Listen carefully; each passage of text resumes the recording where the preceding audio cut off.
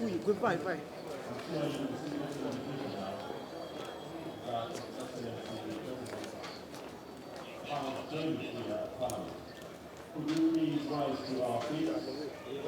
No, he's just talking. Let's go this side. You can't take because now these people are lining this side. Why didn't we why didn't we go the other side? Let's go the other side. This side. So how do you take the people from the back here? Where is Ssenyonyi? Go, so good.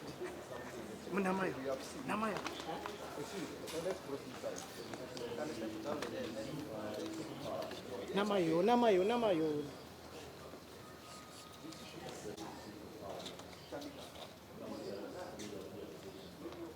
Boss. Boss.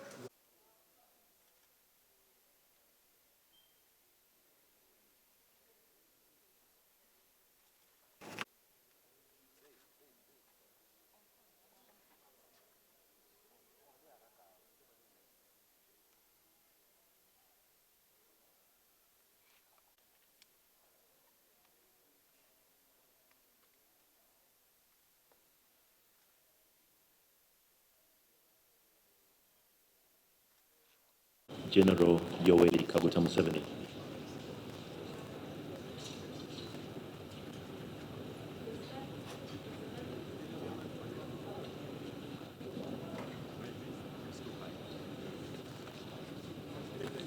His Excellency has guided that you may please take your seats. Arrested for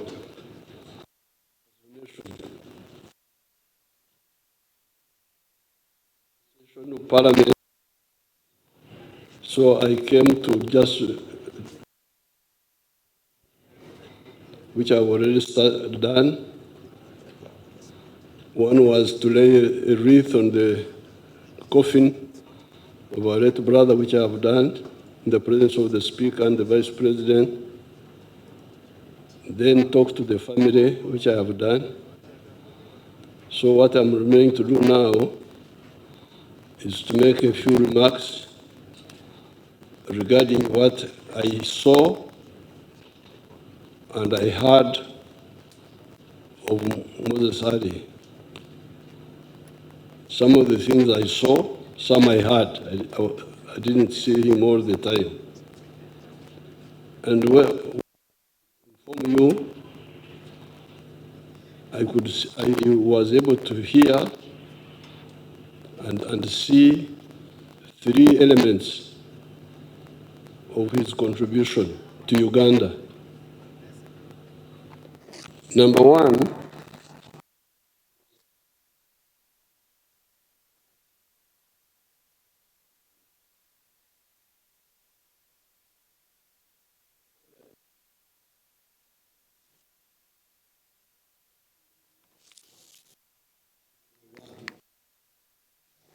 I read about,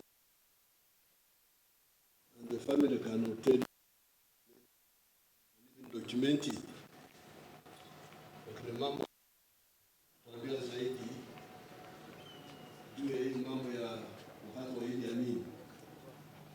sisi tulikuwa tuko hapa, lakini nilikuwa nasikia kwamba Moses Sali alikuwa hapendi mambo ya Idi Amin ya kuua watu. I heard that Moses Sali was not happy with Idi Amin killing people.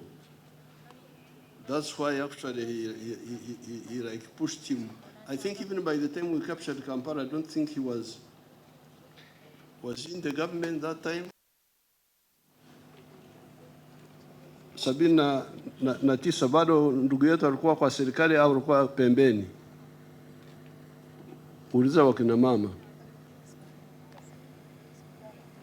Yes, I think I heard that he was like suspended or something. Your Excellency, by 1978 he had been dismissed. Yes.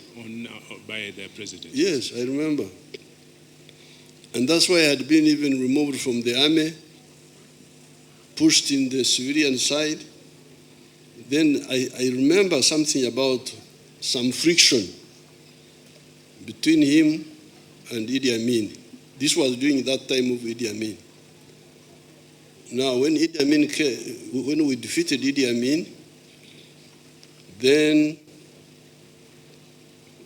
we had our other allies, UPC, making their own mistakes.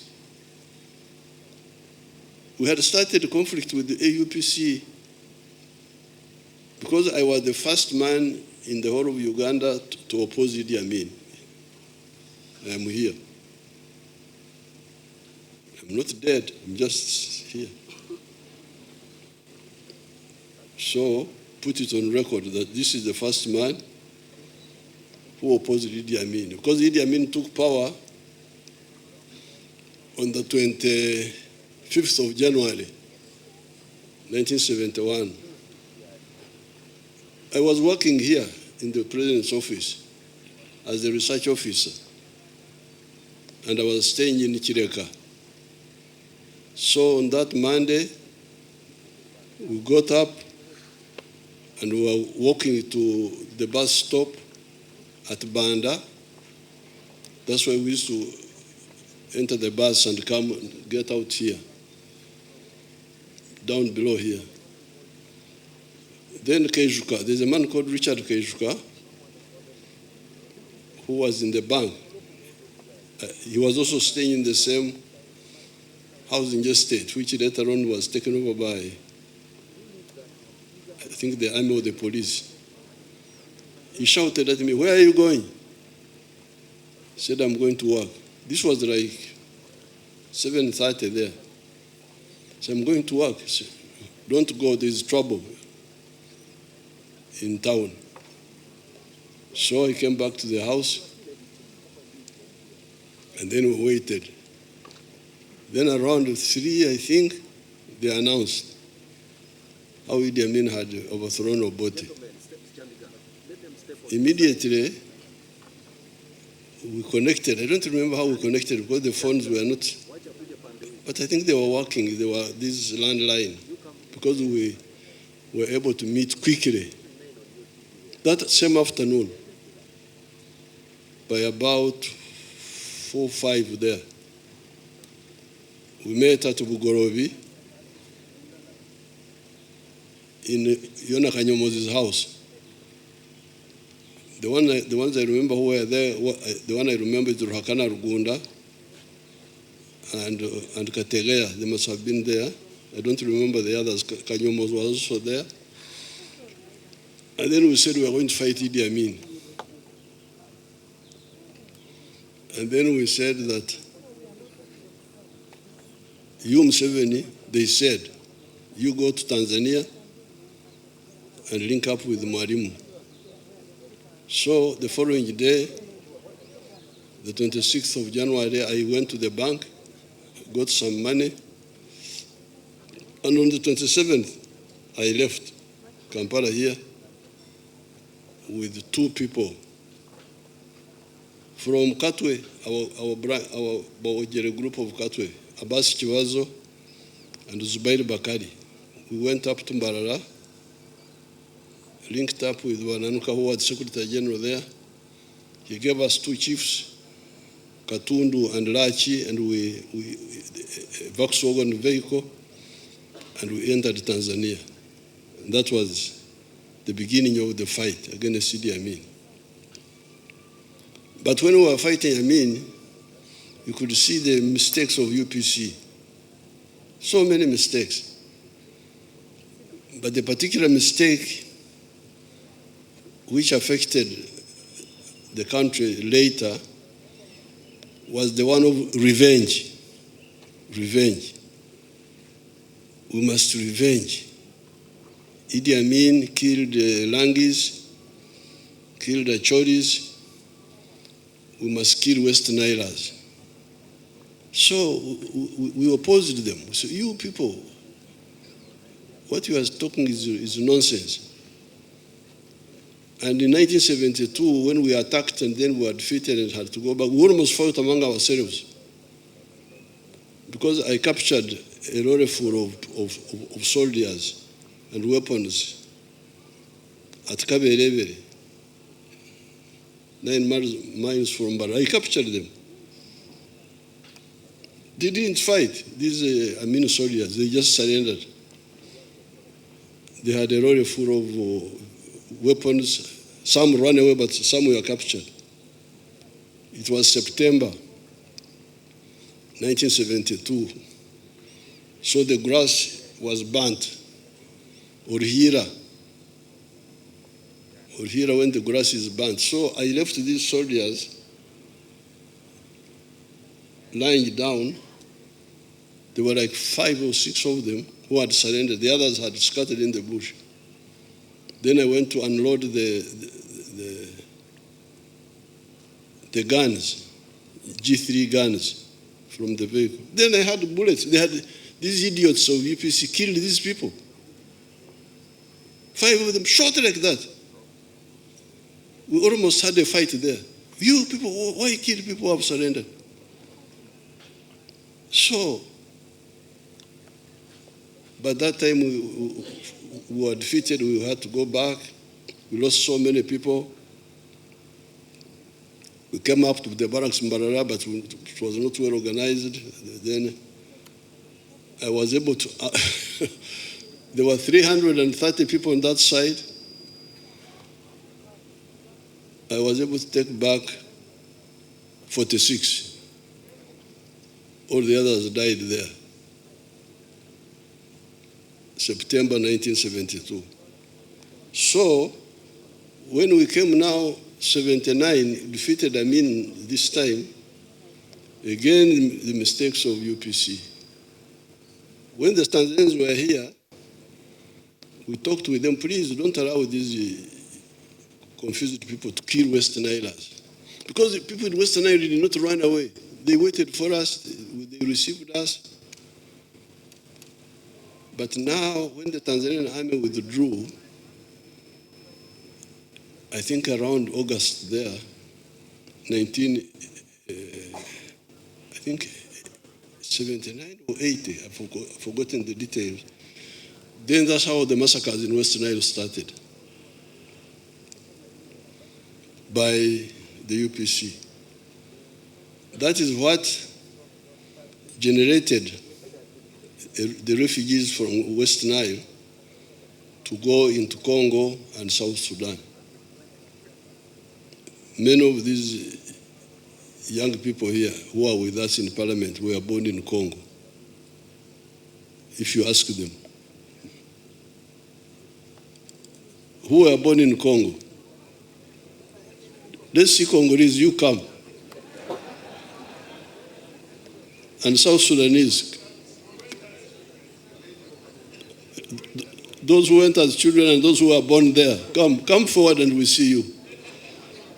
We are not sure whether you are Ugandans or not.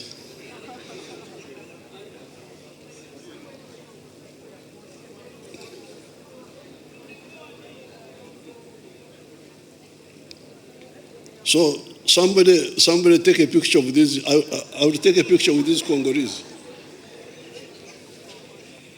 Yeah, Your Excellency, as we take the picture, In 1979, 1980, I was in Pokea Seminary and our school was destroyed and we had to go to Congo and sleep in the chapel.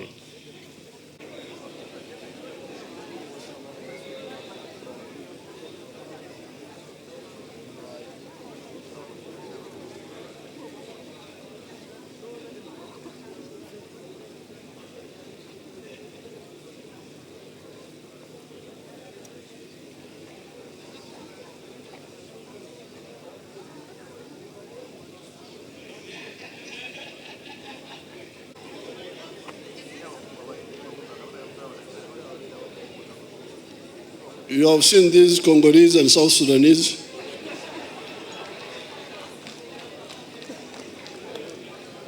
This was all due to the mistakes of UPC.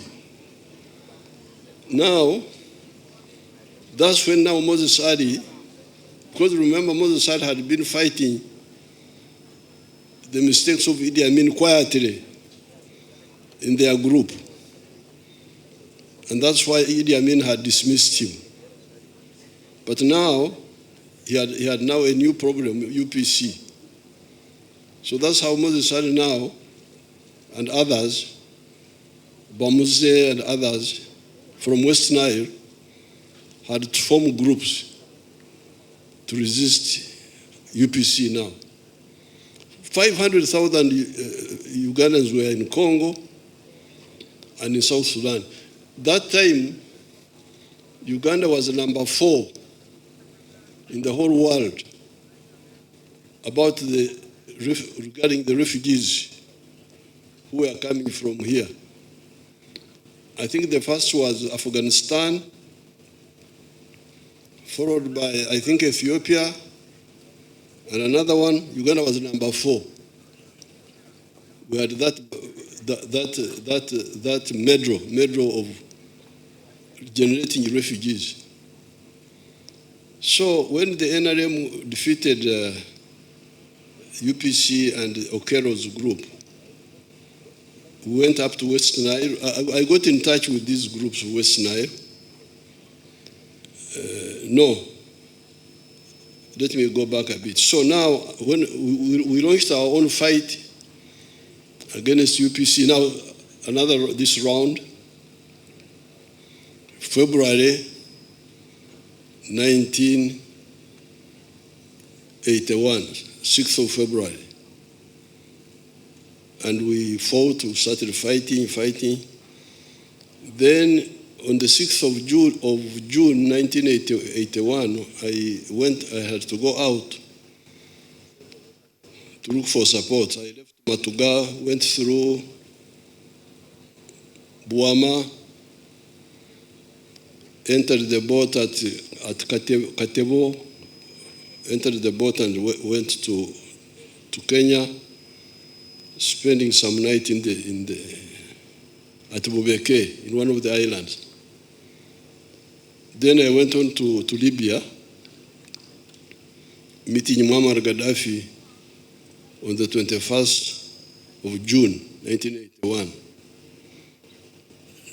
Now, when I was in Libya, I met there the former Amin groups for the first time. Moses Adi was there. There were other groups.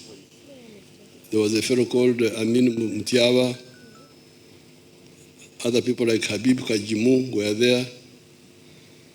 Now, that time we agreed to, the Libyans wanted us to unite, to become one group, but we said no, because of the history of our country. Let's first operate separately. Let the NRA continue doing work separately. The West Nile groups can do their work separately.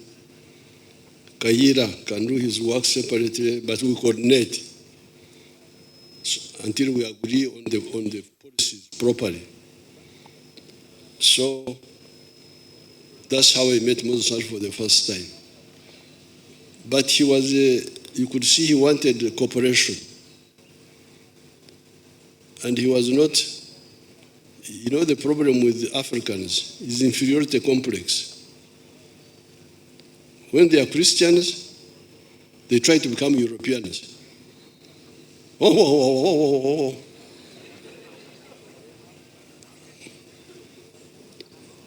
They think being Christian is being European. When they are Muslims, they want to become Arabs. Arabs. But you are not an Arab. You are a Mahdi. I can see you. Why do you want to be an Arab? So, I could see those groups in Libya when we were there.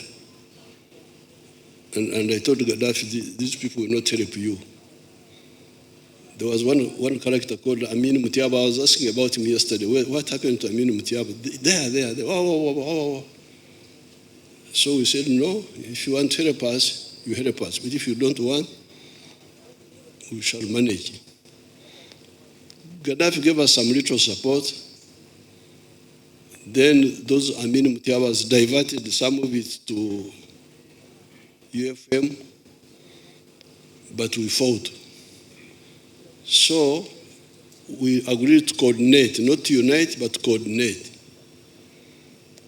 Now, so we came back here. I came back, I arrived on the 9th of December, 1981. We started fighting here inside the country.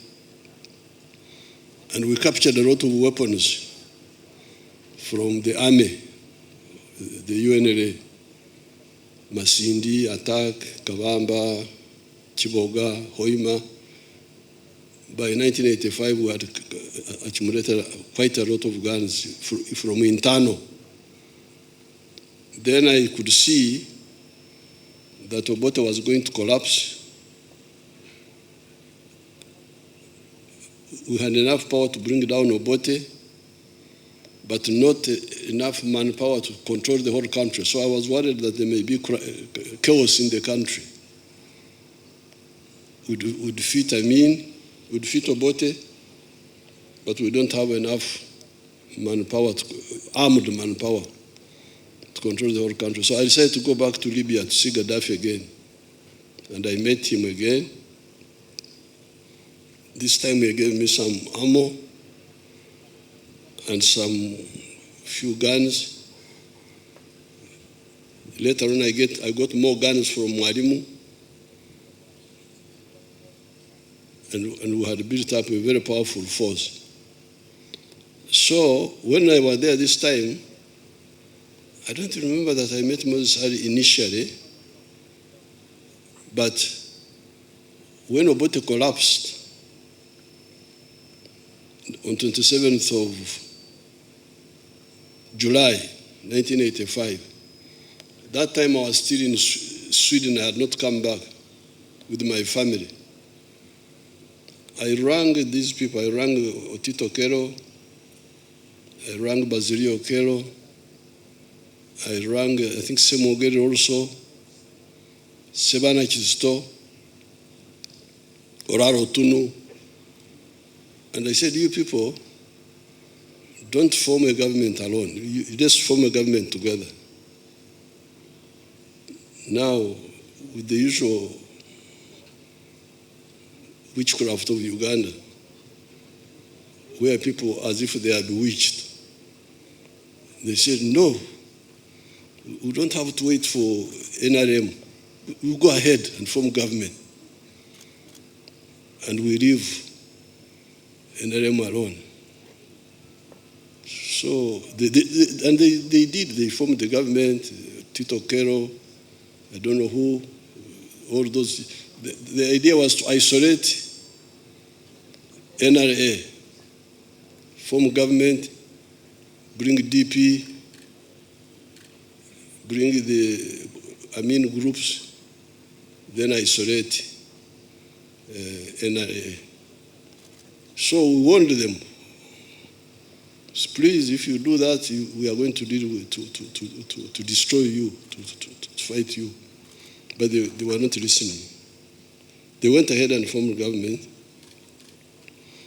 and we launched our attacks in August, starting clearing the Rural Triangle, the detachments which were there, then swung west, attacked Mubende, cleared it. I think some of the groups of Amin were in Mubende. You can ask the Sarels, I don't remember very well.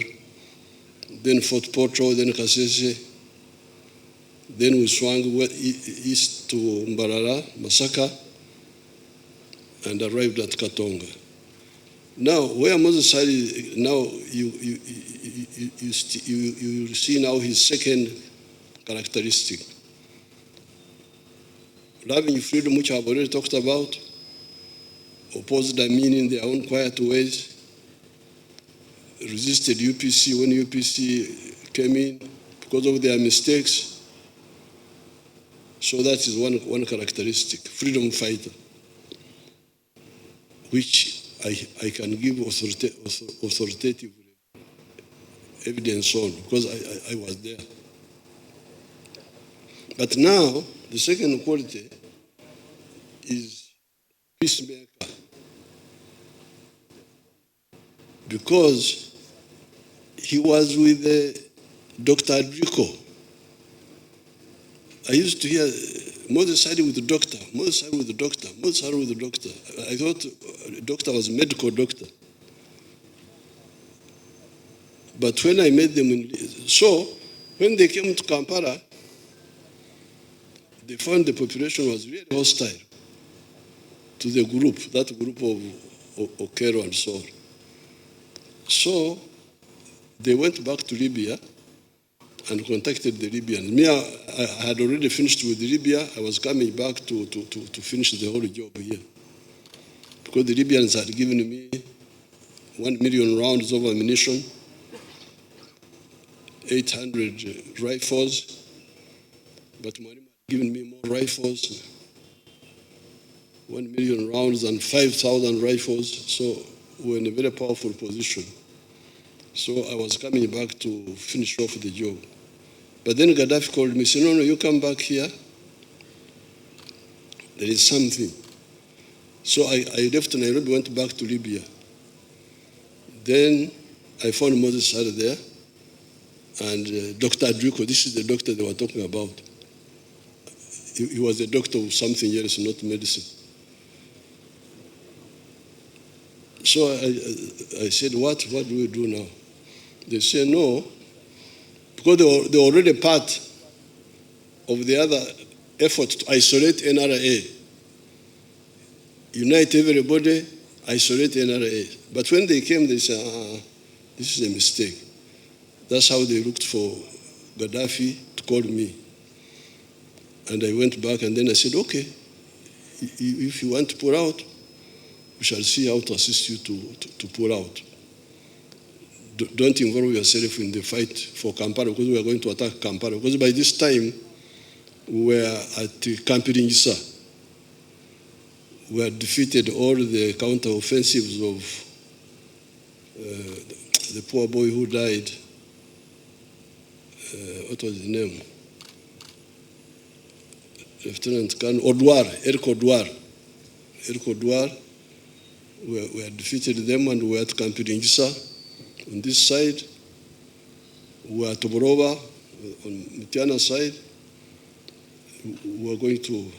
So I agreed with Moses Sadi that the UNLF people who are already part of this group, which was in Kampala, pulled out slowly, and he pulled out slowly. They didn't fight us when we were entering Kampala. That's how our cooperation now started. Then there are others who persisted in trying to oppose, like Juma Orsi. Eventually, he died in there. So that is the second characteristic of Moses. Dialogue rather than confrontation where possible.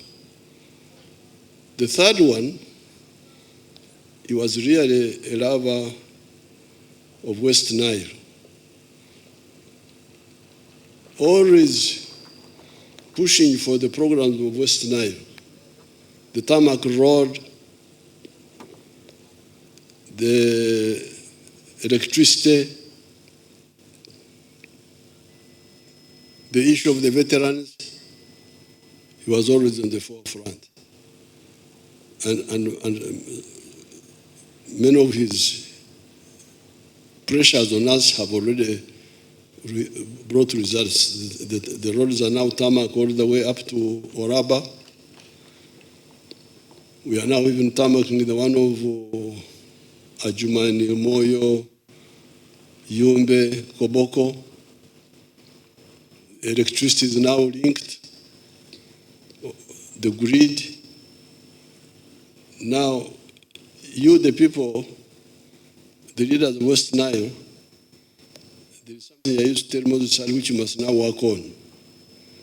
Yes, the infrastructure is now there, and we are going to expand it. There is the road from Nebi to the border with Congo, and along there up to Aru. There is this other road from Pakwach to Rhino Camp, and then along the Nile. We are going to work on those roads. But remember what I've been telling you in the campaign. People don't sleep on the roads. They sleep in their houses. So the issue of the household incomes for West Nile is something you should agree on. Ever since the tobacco got problems, we need new enterprises. And I have given guidance on all this time on those issues. So therefore, I came here to tell you what I saw with General Moses Ali. Number one, freedom fighter. Number two, peacemaker. Number three, development person. That's what I saw.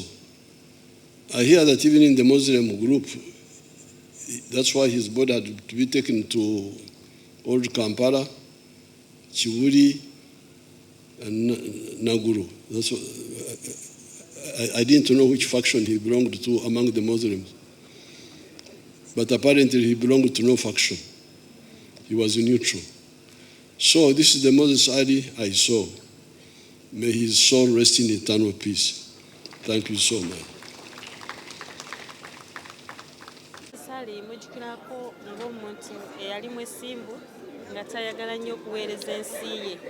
Abadde akuuma obudde era nga oba muwa miitingi yonna okukyeyalinga bw'agamba tumiitinga ssaawa 2 zibeera 2, 4 zibeera 4. Abadde akipinga time, abadde agezaako okulaba mbu buli gavumenti kintu kyonna kyebeeramu. General Moses Ali abadde yeekakana ajja ate nga tumulaba nga mulwadde naye nga tayagala kusigala waka, tayagala kumisinga anything. Olaba mu kabineti abadde atuuka nga ffenna yatusooka despite of his condition. Bagamba n'atuchallenginga. So abadde muntu ayinza okulaga nti anyiize naye mu kaseera katono n'amala n'aseka. So mujjukirako ng'omuntu abadde mu butuufu ng'ayagala ensi ye ate nga akuuma obudde ate nga tayagala kwetoolola na bintu wabeera mu nsonga ayagala eggwe mangu. So tujja mumusiwa naye ate twebaza Mukama nti amuwadde time okusavinga ensi ye. So omwoyo gwe Mukama agulamuze ekisa ate awumule emirembe. Tufiiriddwa nnyo General Moses Ali kubanga abadde musajja mmekete ate omusajja ateesaasira ng'aweereza abantu aba Uganda. Mulabye ddala nti niwaabadde mu budde obuzibu nnyo nga mulwadde abadde afaayo nnyo okuweereza eggwanga lye. Ekyo kigendamu misinga.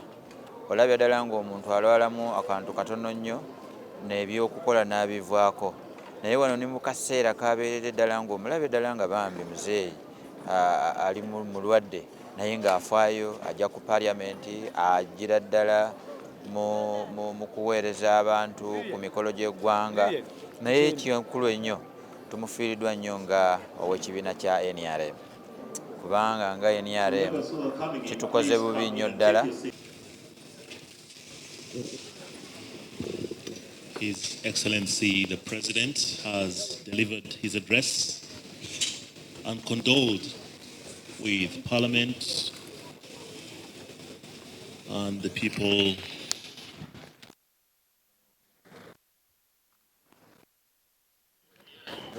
What His Excellency has those who have not paid their respects may pay their respects as they make their way into the chamber for the sitting that will officially pay respects to the fallen General retired Moses Ali.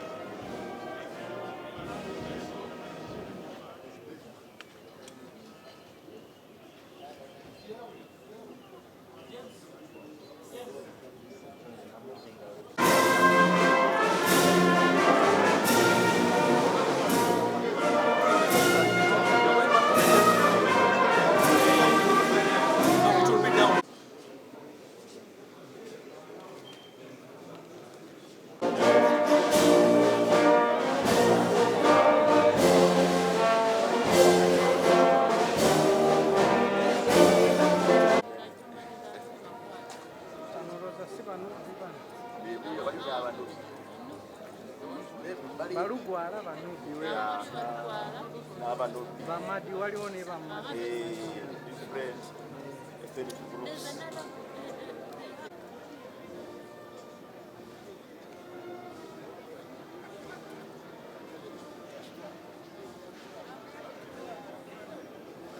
But now, I think I want to just put the ministers in the list. Yes, no, that's okay. Just put it.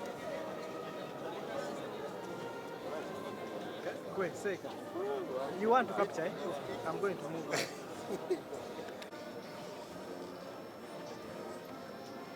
Kenny. Ate banaba kulinda president. Yes, sir.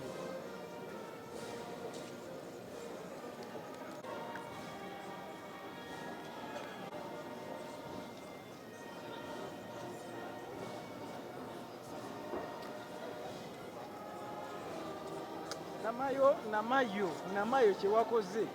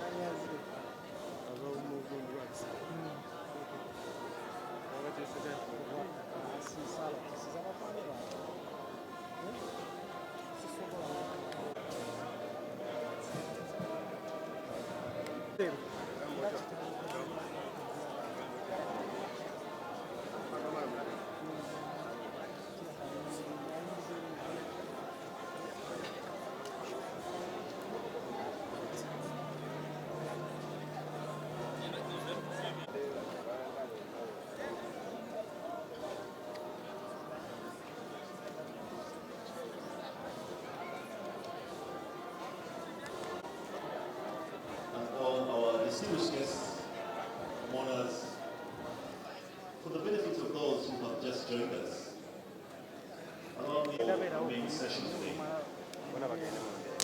So our sitting out here today is to receive His Excellency the President and allow him to pay his respects as well as address the condolence speech passed them on. Also for the members who wish to travel to Adjumani for the burial, we shall have transport both today and tomorrow taking you to Adjumani. For those who wish to travel today, there shall be one bus departing here at 4 p.m. There shall be a bus departing Parliament at 4 p.m. And for those who wish to travel tomorrow,